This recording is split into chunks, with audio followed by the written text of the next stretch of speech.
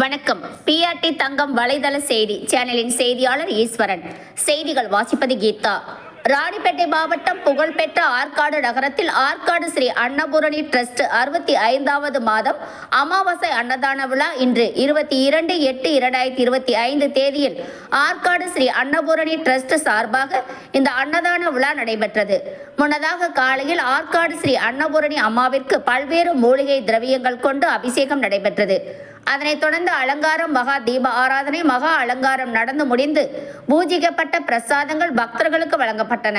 பகல் 1 மணி அளவில் ஆற்காடு பேருந்து நிலையத்தில் ஸ்ரீ அன்னபூரணி படையல் வைத்து சிறப்பு பூஜை செய்து சுமார் 1000க்கும் மேற்பட்ட பொதுமக்களுக்கும் பக்தர்களுக்கும் சாம்பார் சாதம், பொரியல், கூட்டு, வடை, அப்பளம், ரசம், மோர் உட்பட மகா அன்னதானத்தை பொதுமக்களுக்கு வழங்கி சிறப்பித்தார்கள்.